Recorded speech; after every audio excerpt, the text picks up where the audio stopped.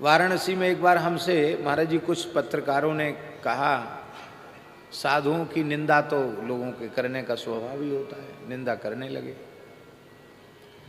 श्री दीनदयाल जालान जी थे, उन्होंने बुलाए थे पूरे बनारस के, कम से कम हम समझते हैं 100-150 पत्रकार रहे होंगे अनुमान। कहाँ से उनकी बुद्धि काम करती, ऊट पटांग प्रश्न करने वाले लोग होते हैं। हमने तो मना किया कि हम ये सब नहीं, न करना हमको आता, ना हम इसमें जानते। बोले नहीं महाराज जी अब तो बुला लिया है सबको।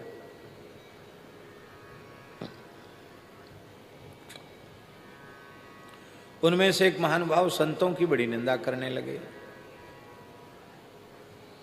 आजकल संत ऐसे हैं, वैसे हैं, तैसे। हमने कहा श्रीमान जी इसमें संतों का दोष नहीं है। क्यों दोष क्यों नहीं है? हमने कहा साधु संत ना तो धरती फोड़ के निकलते हैं, ना आसमान से बरसते हैं,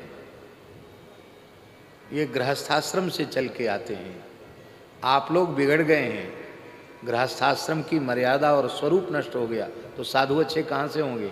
आप लोग अच्छे हो जाइए, साधु अच्छे होंगे। आज भी उत्तम सदगृहस्थ कुलीन परिवारों से जो संस्कार लेकर बालक आते हैं वो भी अच्छे संत बनते हैं। पूज्य पथमेड़ा महाराज सामने बैठे हैं, ये सब परम पूज्य श्री स्वामी चेतनानंद सरस्वती जी विराजमान हैं, सभी पूज्य यतिवृंद विराजमान हैं। ये सब उत्तम संस्कार लेके न आए होते तो ऐसे उत्तम संत कैसे बनते?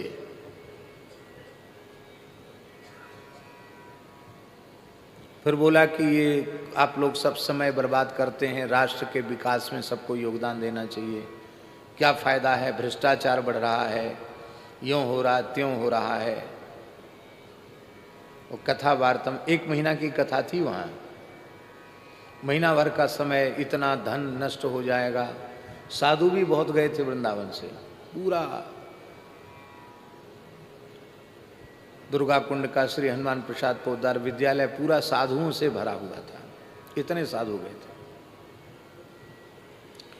पूज्य बक्सर वाले महाराज जी की कथा चल रही थी राम जानकी वट में 80 घाट पर, परम पूज्य श्री पंजाबी भगवान के यहाँ।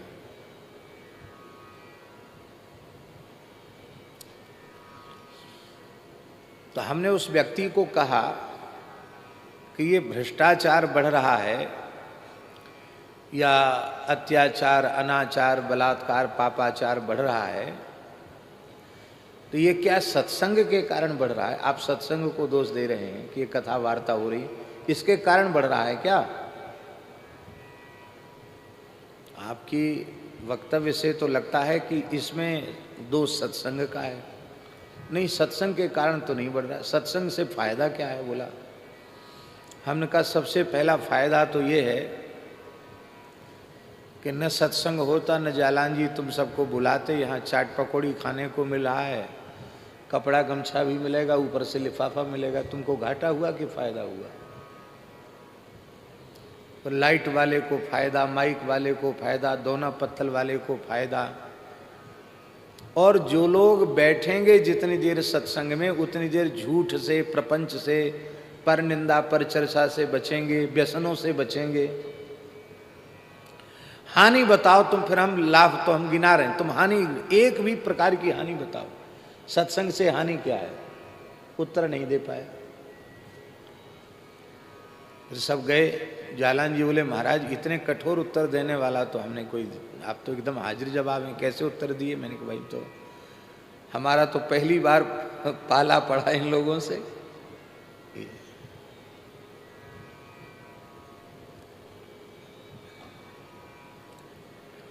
मनुष्य के आकार में दिखने पर भी सब मनुष्य नहीं होते। आकार प्रकार तो मनुष्य के जैसा है, पर वे मनुष्य हों यह आवश्यक नहीं है। मनुष्य वही होते हैं जिनके जीवन में धर्म की प्रतिष्ठा होती है, आचार की प्रतिष्ठा होती है, सदाचार की प्रतिष्ठा होती है, कर्तव्य का जिनमें विचार होता है। ऐसे धर्मनिष्ठ सदाचार संपन्न शास्त्रों के सिद्धांत को जीने वाले, उन्हीं को मनुष्य कहते हैं। बोलो भक्तवत्सल भगवान की जय। श्री ठाकुर जी ने चाहा तो निकट भविष्य में गौ माता की कृपा से नंदगांव का जो गुरुकुल का क्षेत्र है, आज सवेरे हमारे मन में आ रहा था कि एक गुरुकुल अब जल्दी उसकी व्यवस्था बन जाए, अच्छे विद्वान आचार्य उपलब्ध हों और कुलीन अच्छे संस्कार संपन्न विप्र बालक आवें, तो गाय और वेद दोनों का संरक्षण होना चाहिए। क्योंकि शास्त्रों में लिखा है, महाभारत में लिखा है, गाय और ब्राह्मण दोनों का कुल एक ही है। एक में हविष्य की प्रतिष्ठा है, हव्य कव्य की प्रतिष्ठा है, तो दूसरे में वेद की प्रतिष्ठा है। वेद की जिनमें प्रतिष्ठा है वे ब्राह्मण हैं, हव्य कव्य की जिनमें प्रतिष्ठा है वे गाय हैं। तो गौ ब्राह्मणों के ब्रह्मत्व की रक्षा करेगी और ब्राह्मण वैदिक धर्म का पालन करते हुए गोवंश की रक्षा करेंगे। एक दूसरे के पूरक हैं। गौ ब्राह्मण को बचाएगी, ब्राह्मण गौ को बचाएगा। ये एक दूसरे के पूरक हैं।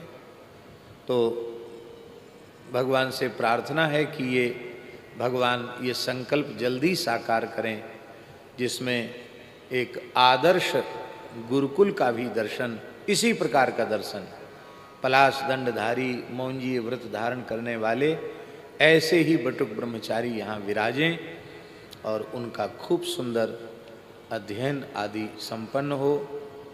भगवान कृपा करें। अभी तो श्री स्वामी जी यहाँ आकर विराजे ही हैं।